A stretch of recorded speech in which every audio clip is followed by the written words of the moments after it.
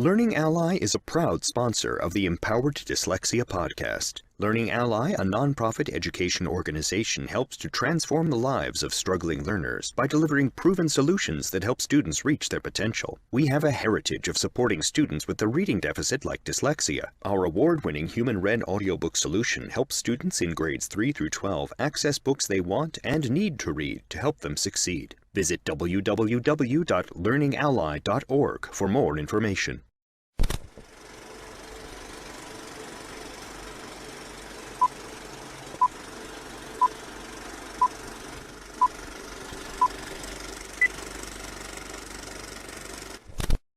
The following content is not intended as a substitute for professional legal advice, medical advice, diagnosis, or treatment. Always seek the advice of your attorney, advocate, physician, or other qualified health provider with any questions you may have regarding any medical or educational concerns.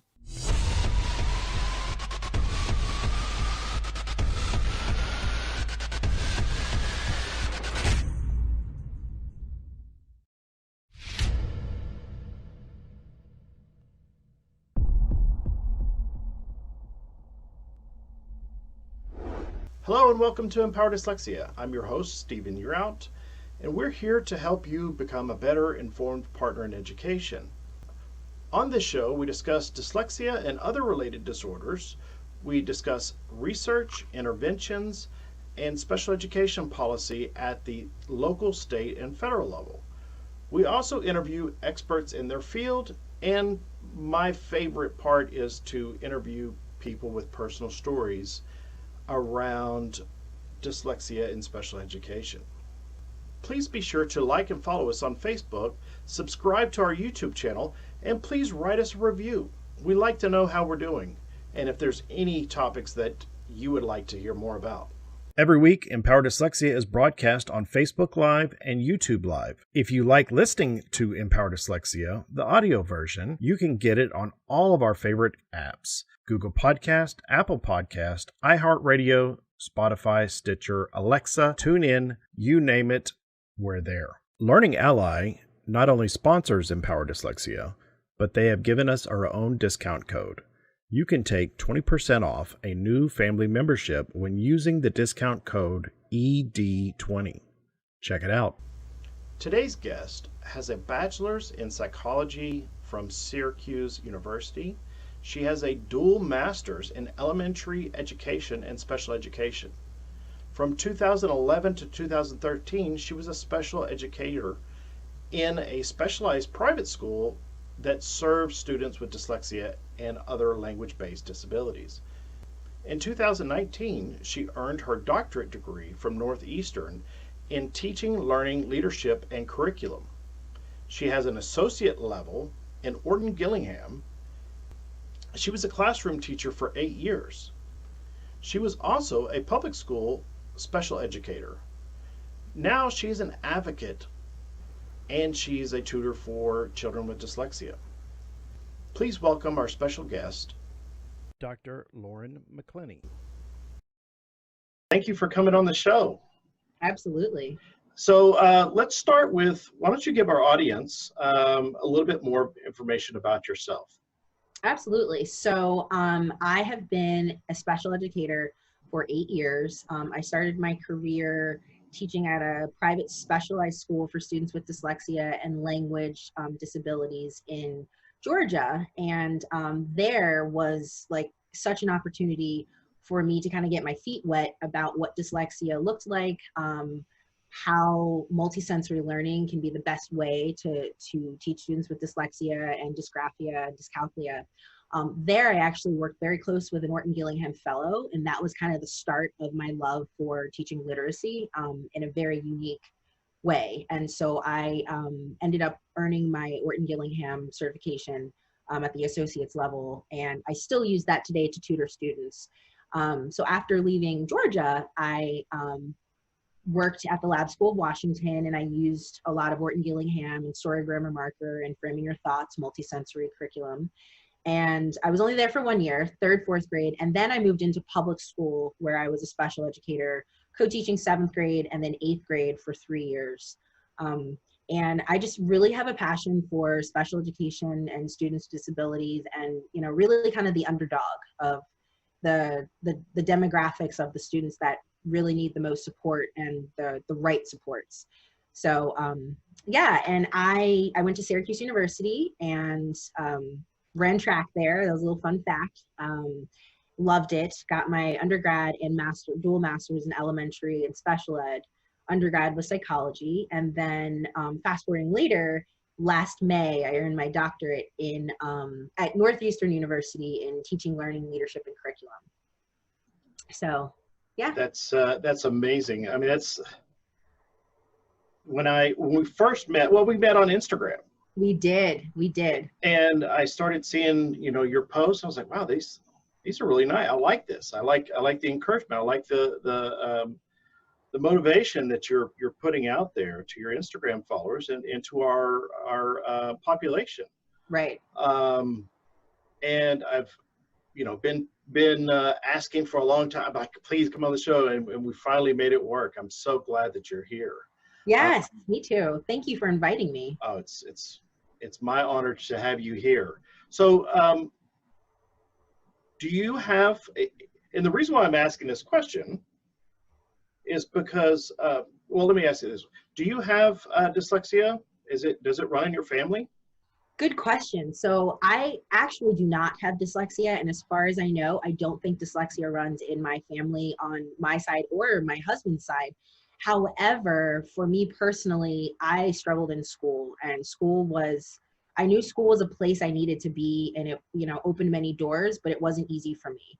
And so when I was 21 in college, I was like, I got to figure out what's going on. So I went to the psych associates on campus, and I was diagnosed with ADHD and anxiety, and my whole world opened up. I was just like, this makes complete sense. For so many years growing up, I thought I was stupid. I thought, you know, all my friends are able to score well in the SATs, or they can focus for hours and, you know, do really well in these exams. And for me, it was just a constant struggle. And I didn't know what was going on. And I think because of my struggle, I then have the capability and the capacity to say, you know what, I really want to support students that are looked at differently or told, well, you're dumb or you're lazy or you're stupid. That's not the case at all. Like, so when I was offered this position at the Swift School in Atlanta, and they follow me on Instagram, which is such an honor, but that was like my world of like, wow, what is dyslexia? And so when I started there talking to the families and even listening to your podcast with your mom, it really impacts everybody. And I just felt my heart was just so open, and I really wanted to connect with these families and these students, and I really wanted to give them the support and, you know, the approach that I was learning. And when I saw the growth and just the shift in the kids and their demeanors and the families, because they were finally getting that support and that education and that approach they needed, it was just life-changing. And it just kind of became my passion. And moving into public school, I was very confused as to why a lot of teachers weren't able to use the word or didn't know how to teach students with this specific learning disability. And so I'm a contract tutor on the side, and I still support families and students with dyslexia and dysgraphia to kind of, you know, help them navigate the ways that the public schools aren't supporting the way that they're supposed to learn. Yeah, so the reason why I asked that question is because when you find somebody that has such a passion for a specific cause. Right. And although when you have a learning disability, it's a learning disability. It doesn't matter which one it really is, because it affects everything about your life. Mm-hmm. And you talk about the families and the support they need. A lot of times people don't look at the psychological effects that this learning disability has on the child, which then rolls over into the family, and it rolls into behavior, and then it just keeps snowballing. Right. And I didn't understand why, much like you, I didn't understand why when you choose a profession to teach, you're doing that out of the love of children and wanting to grow and shape these kids. Right. And I truly believe, have never met a teacher that didn't want that for their kids. Right. The best. And the more and more I learn, the more and more I find they weren't taught. They weren't educated about what this is and why it's so important to be understanding and to know what you need to do to support, this group of children. Right. And, I talk to teachers a lot about being the one. And the one means you can either be the one that makes them, right, or you can be the one that breaks them. Absolutely. Yes. We all have that teacher that we can remember that was, yeah. Well, I mean, so think about it. You have a few teachers that you can think back and go, man, that teacher loved me and cared right. for me and would do anything in the world for me, mm-hmm. right? You have very few of those, but right. I guarantee you could probably name off every teacher that was really, really hard or not understanding or caring or whatever towards you. Right. Now that could be perception to a right. child, right? But that perception is reality to that child, especially Absolutely. when they're constantly in that state of mind where mm-hmm. they're a failure. Right. So, I mean, the purpose, and much like your Instagram page, the purpose of the podcast of Empower Dyslexia is I don't want not another family, I don't want another child to go through what we have all gone through. Because right. we can sit here and talk about the struggle in school, but that does it no justice. Right, right. No, absolutely. And, to touch on my Instagram page and kind of what you're saying, that was my sole purpose, where, first of all, it was to bring awareness, because I'm realizing, and I know this probably sounds naive, but when I came to public school, so where I taught in public school was the county I grew up in and the county I'm currently raising my family in. And so when I learned more about, you can't say this, or we don't do that, it was just mind-boggling to me. And I realized a lot of it was, in some cases, ignorance is bliss, but it's not bliss. You don't know what you don't know. And so when I started my Instagram page, I wanted to bring, well, what is dyslexia? What is dysgraphia? What is dyscalculia? And, dyscalculia is just this mind-blowing thing that many people are like, I don't understand this. And so on Mondays, I do math lives on Instagram with one of my old co-teachers, and it just brings awareness. And I'm realizing I want to bring that and have resources for people to understand, similar to what you're saying. How can we support and help families to not have the snowball effect if mom or dad or grandma or grandpa had dyslexia, but no one knew what it was, and I think social emotional, as you touched on that earlier, is a huge piece to that. And I think oftentimes in public school, it's the behavior that gets them in trouble. And really, it's not the teacher saying, I'm noticing this behavior is happening every time I ask this child to read out loud, or every time I'm asking this child to write a 5-paragraph essay with 0 supports, and there's so many layers behind that I feel sometimes teachers aren't equipped or don't have the training to know what they don't know. You made a great point about behavior. Yes. And one of the things that I when I talk to teachers all the time, I'm like, look, behavior is the symptom, or yes. it's the result. Yes. It's telling you something of a bigger problem, right? Right. If there is a constant behavior and you're not in tune with what is going on, instead of you're just trying to make it go away. Right. Which I understand. I get it. You've got 30 kids in your class, 25 kids, whatever it is. Right. I couldn't do it. I couldn't be in a room, even with the understanding that I have behind dyslexia, special education, you know, the special needs. I would struggle trying to make sure that I get those kids educated and get the gen ed kids educated also, right? I mean, they are tasked with their task is almost unbearable, right? Or undoable, right, by themselves without support. So, I mean, that's why on this show, we talk about being a partner in education. Yes, absolutely.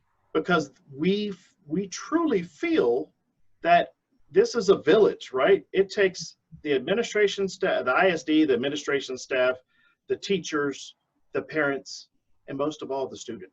Right. And we got to hold everybody responsible and accountable for their piece of it. Right. Absolutely. And, you know, that kind of touches on the bigger systemic issue. And this obviously depends on the school district and the state. How are these teachers being trained to know, you know, if you don't say or bring to the forefront dyslexia, dyscalculia, dysgraphia, if you aren't bringing those to the forefront, you're almost putting these teachers on the front line with no resources. And, you know, you and I have spoke about this in my state of Maryland, especially in the county that I'm in. I've sat in many IEP meetings, and the student disability code is specific learning disability. And, you know, the running joke was, well, if it's so specific, then what is it, you know? And oftentimes my co-teachers would get frustrated, not necessarily with me, but they're looking at me because they're like, you're their case manager. What's the deal? Like, why can't student X do Y? And I'm then putting on my special ed hat with my dyslexia experience in the schools that I taught in. And I'm thinking, I think this child might have dysgraphia, but no English teacher is trained to, first of all, know what that looks like, to know how to support that. And oftentimes I find when I was teaching 8th grade, that was an area where it was like, well, they've gone this far. I mean, how are we supposed to help them? You know, and that is a critical piece because it's a systemic issue. You know, you get to 8th grade and you're taking 8th grade math and you have dyscalculia and you had no idea, or it's known, but no one can say that that's really the disability. And it's just doing the students such a disservice because you're not giving them what they actually need to be successful. And my thing is teaching to the whole child. How can a child feel confident if they've been feeling stupid their entire lives if they're told, well, just do this, or you're just being lazy, or like, what's the problem? Write in a 5-paragraph essay, you're in 8th grade. And those are things that I've heard. And it's just, how do we get these teachers trained? You know, how can we get these school districts to acknowledge that this quote unquote invisible disability is a disability? And it's a huge percentage of people that carry this disability. Well, and let me touch, you touched on the invisible disability. Yes. So that's one of my hot buttons. Right. And we're not invisible. It's invisible because you're not looking. Yep. It's invisible because you're not testing. It's invisible because you don't want to acknowledge that there is a group of people that are not progressing with the rest of the class. Right. And at that point, there is no more investigation. It stops there. Those kids, much like myself, are labeled the lazy, dumb, stupid, sped kid, you know, all the names that we got called. However, we're just sitting there going, man, I just, you know, I want to be like everybody else. I want Absolutely. to learn and perform like everybody else. I can't tell you and stress enough how difficult it is knowing that, and I know this sounds conceited, but knowing that you're probably one of the smartest people in the room and can't perform like all the other kids in the room. Right. Right. That to your self-esteem is just crushing. So what do? You act up. You make Right. jokes. Right. You become the class clown. You become the class clown. So the quote unquote superpowers that people talk about for kids that have dyslexia or dysgraphia or, these other learning disabilities, they are coping mechanisms Right. that these kids have been honing since they were toddlers, since they were born. They've been doing this that long. So it looks like superpowers. We've had to do those other things to be able to survive. Right. Right. It's not that I learn different. I learn just like you learn or somebody else learns. However, I need to be, I need to have those skills where I have weaknesses. I need to have those shored up. Right. Right. I need to bring my weaknesses as high up as my strengths. And you want to talk about a superpower. Now I have superpowers because I'm a whole, for me, I'm a whole person now. Right. Well, and I think the thing about it is, because I've actually had a few parents early in my years at Swift School, you would get the parents that were like, wow, I see, this is what I struggle. My son is that's how I felt. Or you get the parent who maybe didn't have dyslexia and they're like, so when is this going away? And you get like both of those. And it's the thing where, I've said this many times in IEP meetings, it doesn't go away. You just need to find supports that work best for you. For me personally, with my ADHD growing up, it was awful. I was losing everything. And I would get so frustrated with myself. My parents would get frustrated because they're like, you just had this. I don't understand. And then I'm, it's that cycle. Then I'm mad at myself. To this day as an adult, my phone is my saving grace for my reminders. And I would always tell my kids, not my kids, but in the classroom, I'd say, I have to set a weekly reminder for when the trash goes out because I forget everything.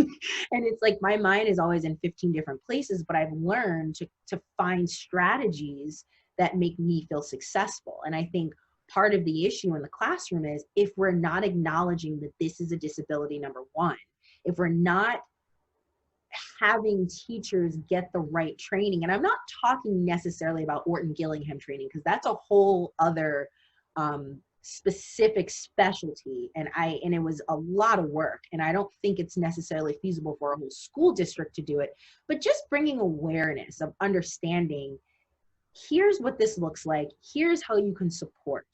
Then it's a partnership, like what you're saying, and then maybe there can be a little bit more empathy for teachers to say, you know what, I'm gonna have John over here, he can just write, but talk his paper into a device. Rather than sitting there doing a timed classic traditional writing, let him get his thoughts out by speaking, and then someone can scribe later.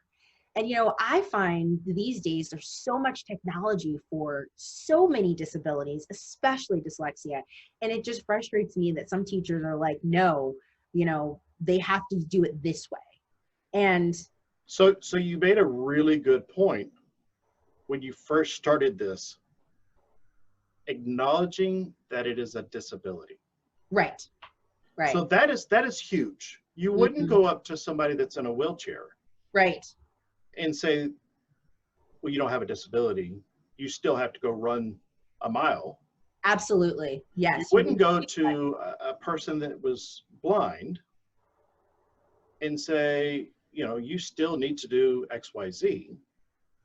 I know that those are extreme examples.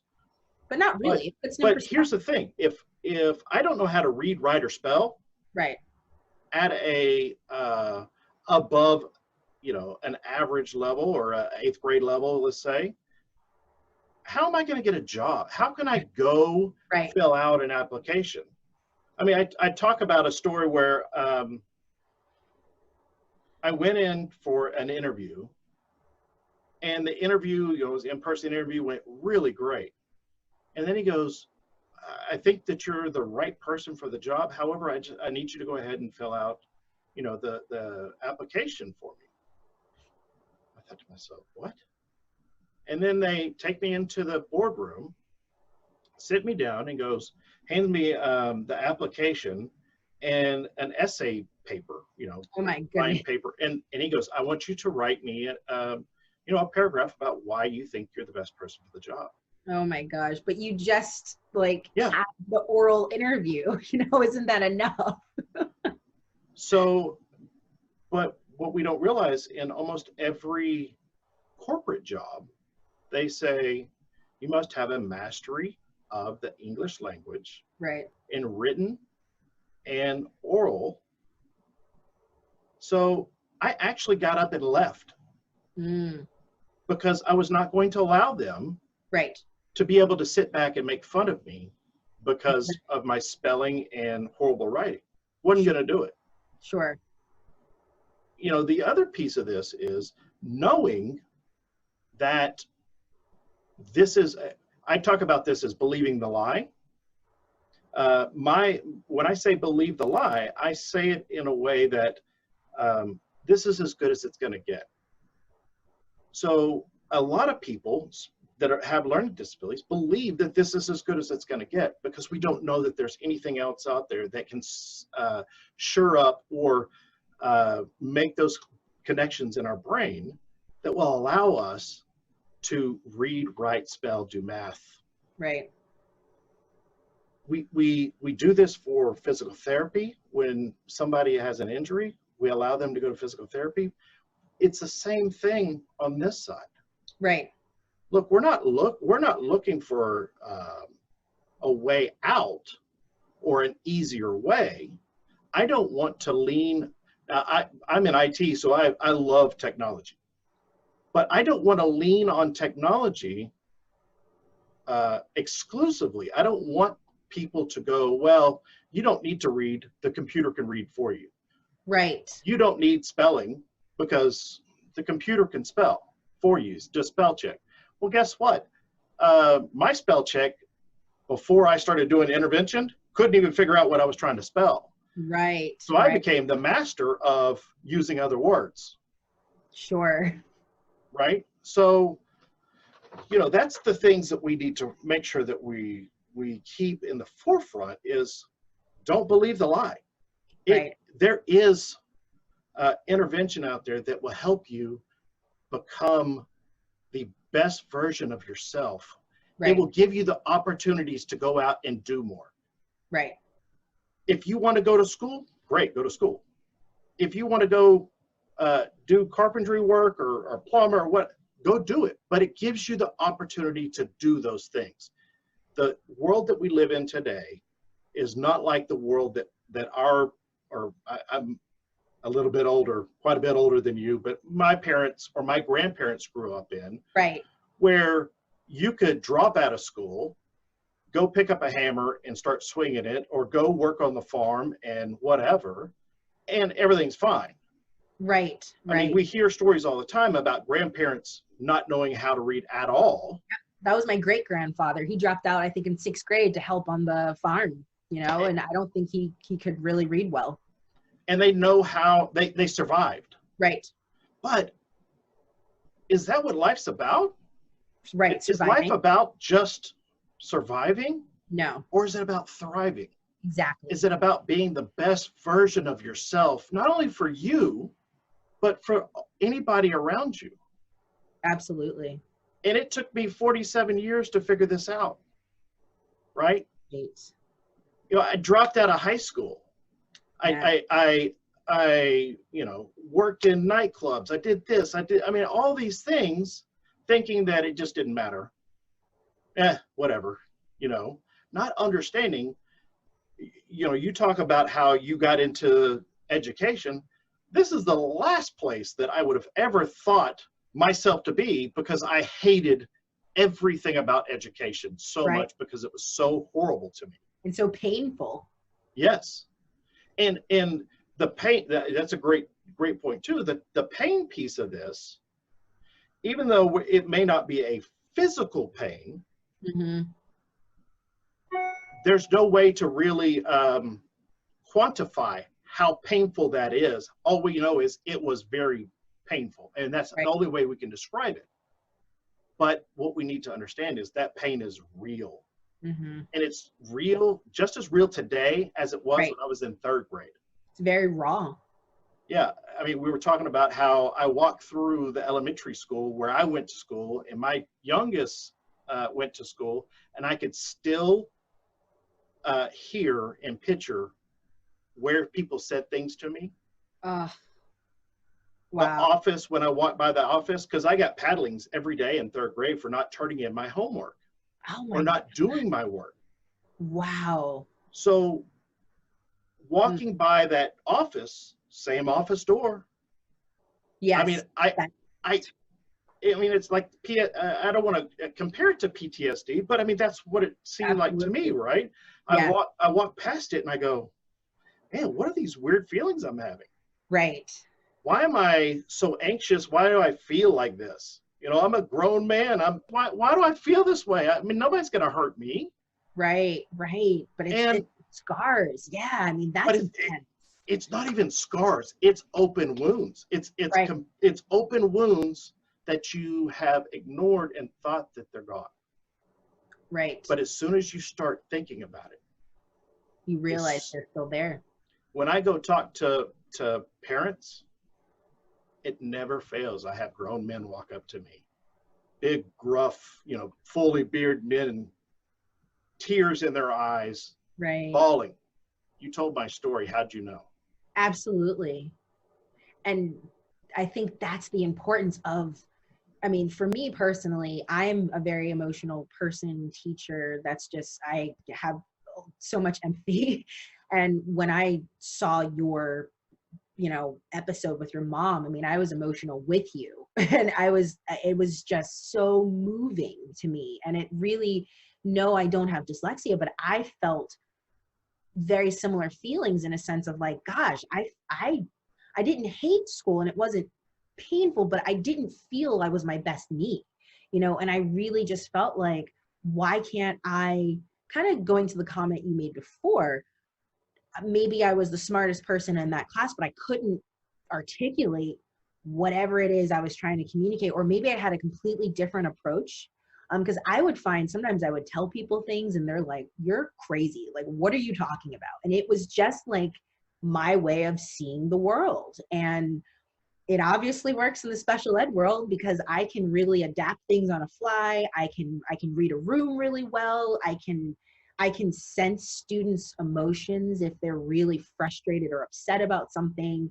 And I just feel like there were a lot of things for me that were untapped potential when I was in elementary school, middle school, high school. And I didn't touch on this, but I went to 7 different schools.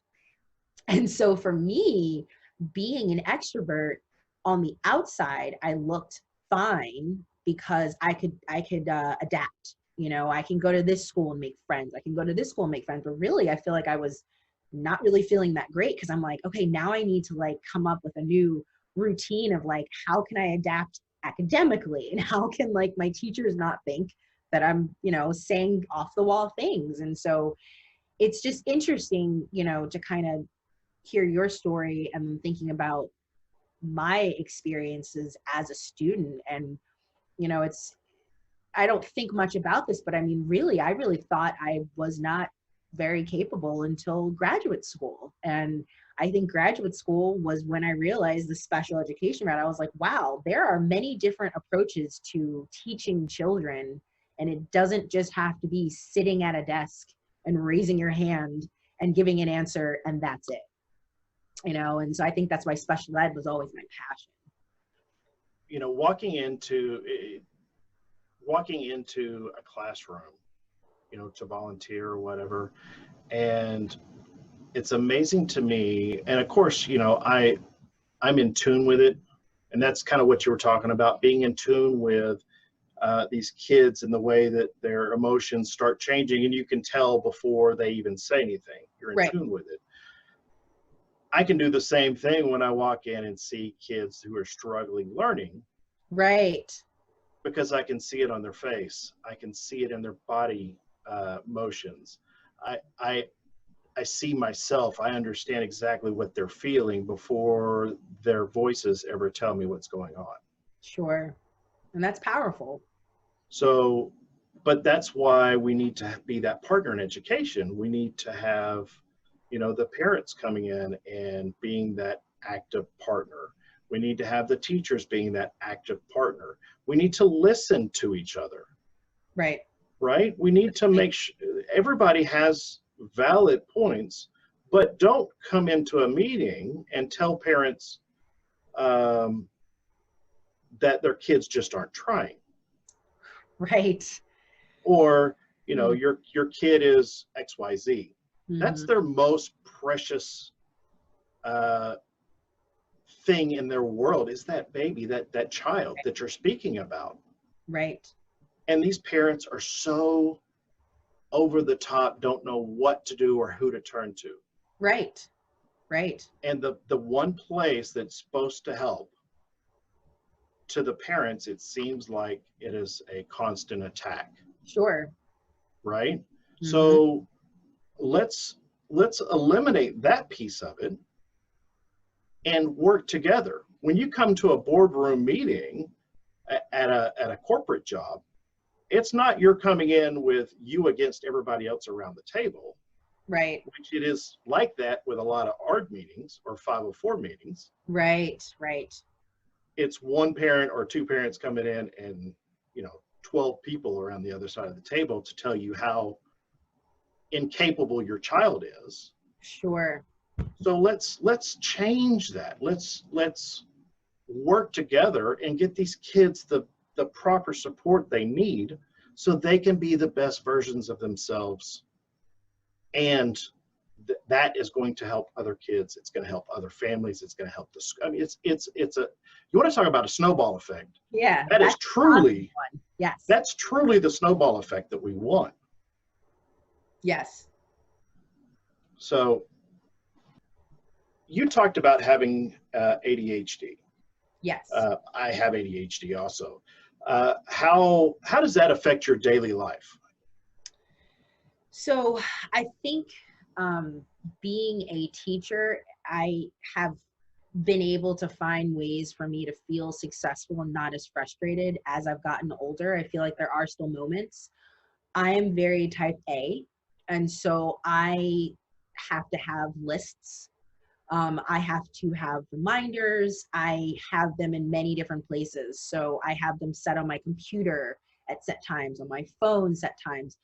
When I am speaking with someone, depending on if my anxiety is kicking in, sometimes I kind of rush through to get my point across. And then depending on the context, like if I'm speaking to my husband or my kids, it's okay if I interrupt. But if I'm at work, you know, I have to kind of say, okay, you know, let me just take a deep breath and listen, because I think more than often for me, at least when I was younger, a teenager and stuff, my thoughts would just kind of take over and I wasn't necessarily listening. You know, I really was like, I have all these ideas or I have all this whatever. And so I think that has impacted me, but now I have more, you know, skills to know how to hone that in.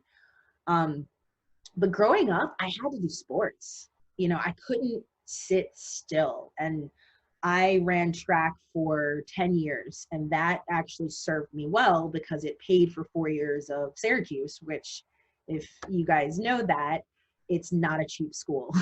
So I had my whole undergrad paid for it, and that was great. But even now as an adult, like, I still have to stay active. I still have to do things to kind of calm myself down. So I feel like my brain's always going.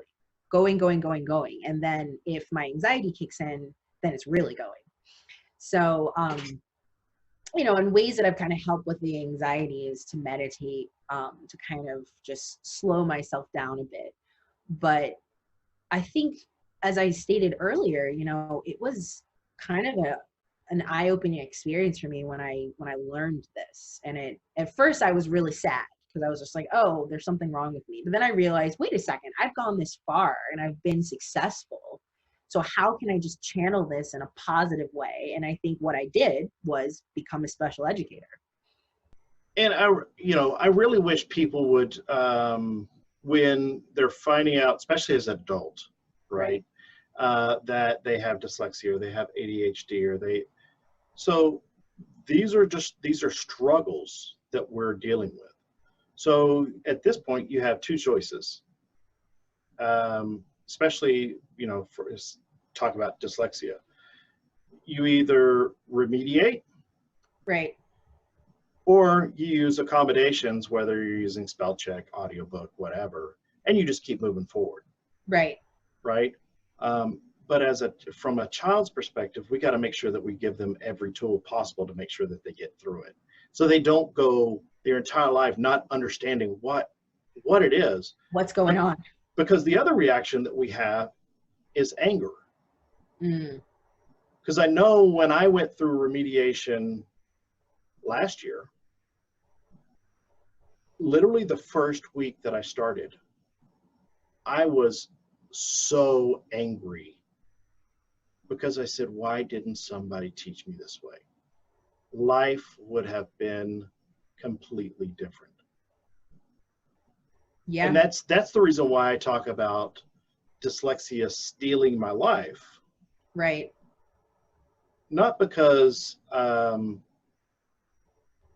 do I blame everything on dyslexia. Dyslexia is a language-based disability, and that's all it is.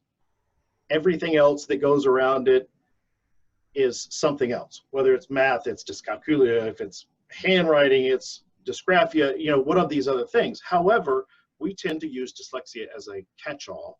Right. And it's all my issues. I don't know my left and right because I'm dyslexic. No, that's not what, But we have to make sure that we understand what it is. Right. Apply the appropriate accommodations and remediation so that you can be successful. Absolutely. So,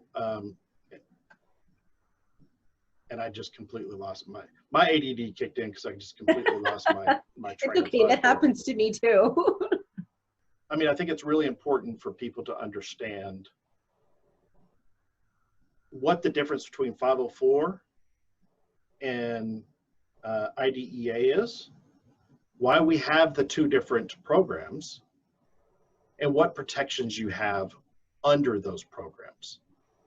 Right. So if you, for an example, if you have an IEP, meaning you're under special education, you are not only protected under IDEA, you're also protected under Americans with Disability, a 504. You have the same protections under both. You get both the best of both worlds. Right.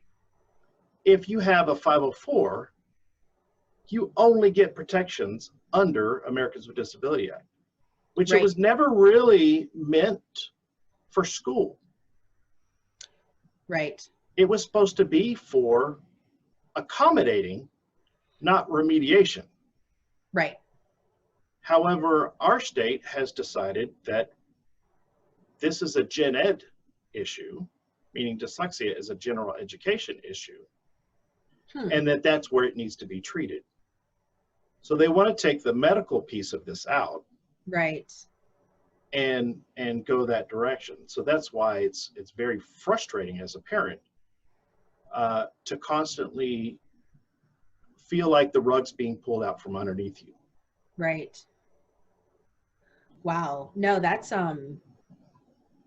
really interesting. So what it sounds like is they do not want to qualify dyslexia for receiving an IEP. It would be more of just a 504, which are accommodations. So, 504, it's still a legal binding Sure. document. However, you don't get the same protections. Right. As a parent. You don't get a seat, you don't necessarily, you're not guaranteed a seat at the table Right. when helping come up with the education plan for your child. Right. The best practice says that you should invite the parent. However, you don't necessarily have to. Under special education, under an ARD, that parent has a vote. That parent has to be there. Right. So why is it any different for a child that has dyslexia? I mean, in all your years of doing what you're doing, have you ever met a person who is just dyslexic? No. So it's, for them, they want to look at treating this one little piece, this one little sliver. However, they're not looking, you talked about treating the whole child. Right. So we need to make sure that we understand what all is going on with this child, Sure. not just dyslexia. So they'll take and pull off just that piece of the testing and just test you for dyslexia and nothing else. Well, and I think here in Maryland, from my personal experience as a special educator, and then kind of just looking at the technical assistance bulletin from MSDE, that all special educators, all special education directors of all the 24 districts have access to. It is apparent that each district functions on its own, and I think what their demographics and what their needs are. And just touching base with the state coordinator for decoding dyslexia, she was sharing that within the counties within Maryland, there are two, including the one that I taught and living and have grown up in, that are choosing to not use the terms dyslexia, dysgraphia, and dyscalculia on the actual IEP dropdown. And it really got me thinking, because other counties are focusing on structured literacy. And that could just be, I think from my understanding is, that's not necessarily the school district, it's angry parents that are, you know, we need to change this. And I think within my county, it's one of the wealthier counties, and I think they're thinking, well, we really don't need to report. We can just say, well, specific learning disability, and it stays under that umbrella, and just put that on the IEP and it's fine. When really, it goes back to our conversation earlier. If students don't understand what's really going on, if teachers don't understand what's really going on, then we're just repeating this cycle. And no one is getting their needs met emotionally. No one's getting their academic needs met. Teachers are frustrated. I mean, it just, the snowball effect, as you were talking. And in the state of Maryland, under the disability code of specific learning disability, there's 30% of students in the state that have that disability code. So 30% of these students, depending on where they live, are not getting their actual disability honored on the legal document to say, okay, here's what we can do. But even if it is on the IEP, let's say in a neighboring county, do the teachers really know what they're doing? Do they really know about structured literacy? Do they really know about multisensory teaching and the approach? And so it's just again, eye-opening to me, mind-boggling. I mean, in the state law of Maryland, like, it doesn't say you can't use those terms. I just think certain counties choose whether or not they want to put that on there. I will link a paper. It's a Dear Colleague letter from the Office of Civil Rights that says to the districts that you can and should use dyslexia.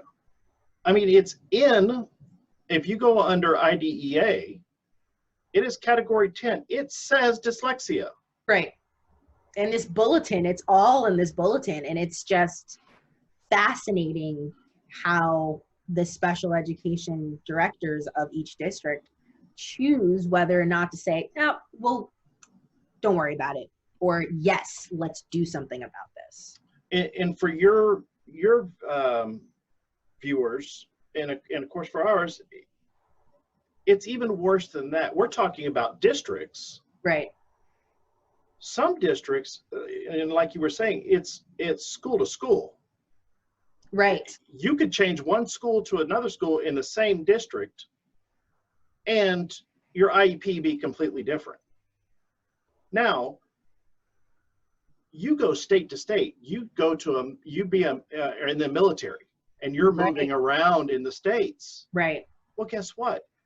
Those don't. A lot of times, those IEPs don't transfer. Yep. Yep. You have to get reevaluated. Yes. You have to be then all their testing. Then you have to be accepted into whatever services that you need. And that state could not even believe in dyslexia. Sure. Yep. Oh, we don't say dyslexia. We don't think that it's real, so you don't get any help. How? That's what I don't understand. I don't understand how is it that a disability can be different from Texas to Maryland or Texas to California. Right. It's still the same.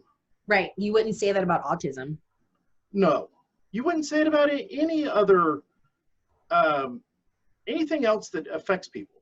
Right. You wouldn't say it about white people and black people, right? You wouldn't go from one state to the other and say that it's a different color. No. Right. That's a very good example. It's the same. It's same, right? Right. Right. So why is it that we've allowed the education system to take this this medical issue? I'm going to keep going back to it's a medical issue because it is a medical issue. It is classified under the DSM-5. Yes. So it is a medical issue. We've allowed them to take this into the education setting and to treat it, but now we're allowing them to determine how they are going to treat it or not treat it.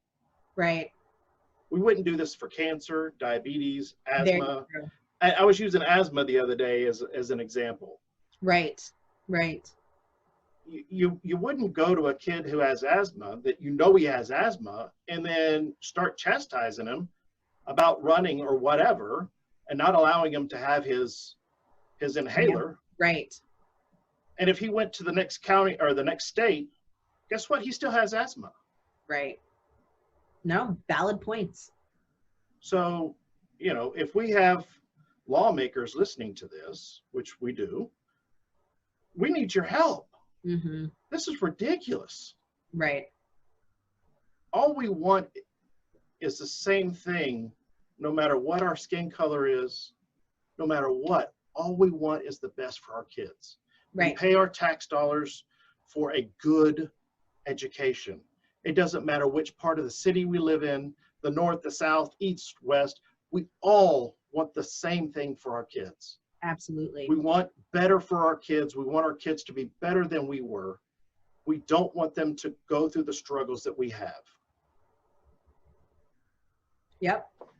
That was beautifully said, and you're absolutely right. And I think, you know, I hope that those analogies and those examples really resonate with people because, yeah, I mean, you just wouldn't do that for other things. So why is this a different situation?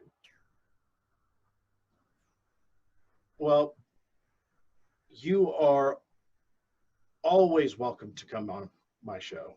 Thank you. I really appreciate being here. I've really enjoyed the time that we've spent today and the time that we've spent on the phone in the past, getting to know each other.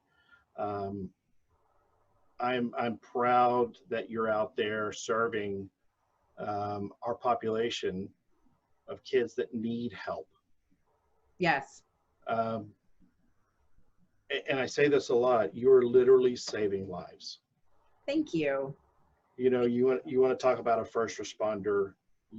Being a teacher is a first responder.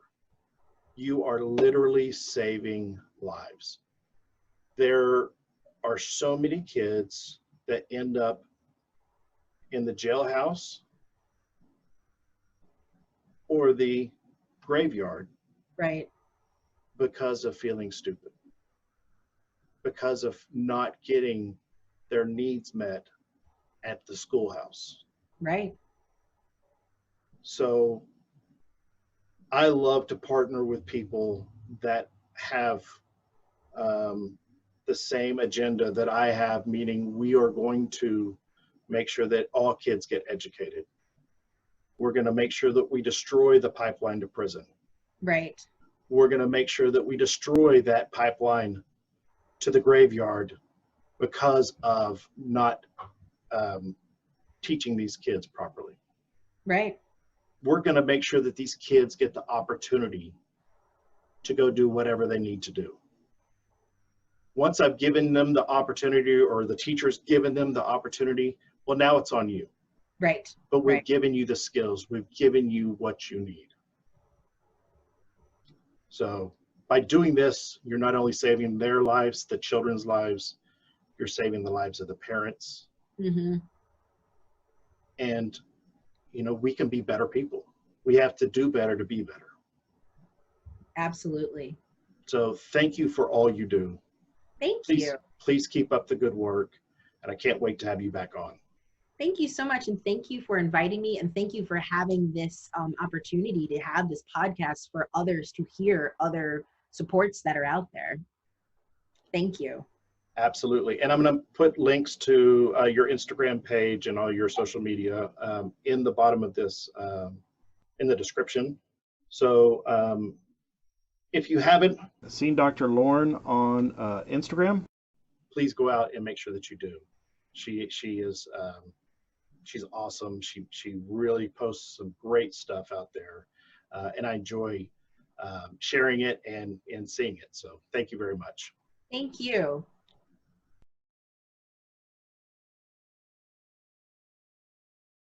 I've got my good friend Terry Nolan from Learning Ally, and they are doing a virtual event coming up on June 5th.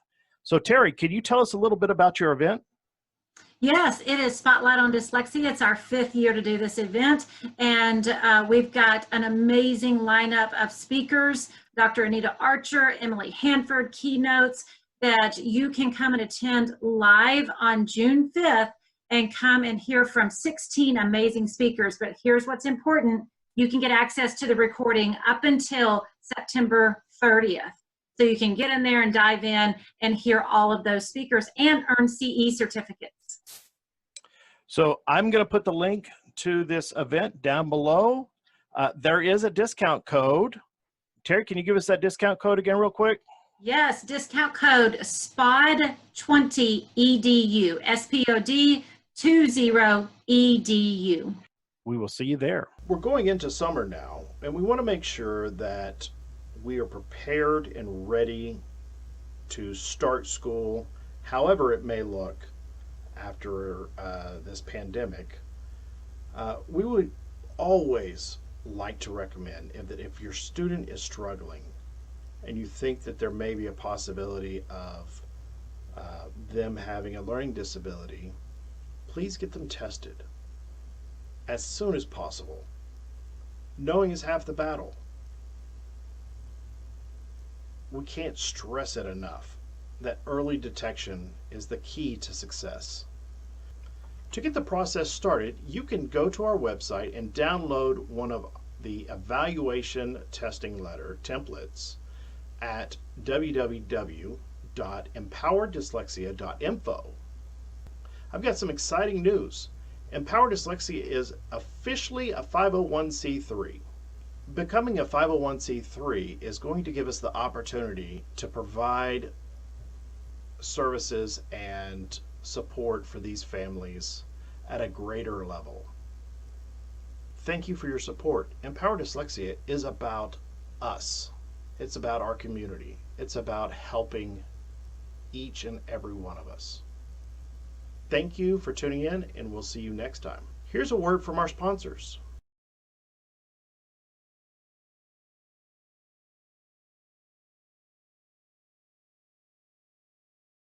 Learning Ally is a proud sponsor of the Empowered Dyslexia podcast.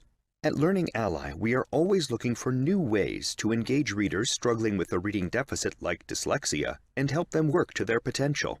Visit www.learningally.org to learn about the Learning Ally audiobook solution, including which of your students are eligible for access. If you live in Texas, we have great news.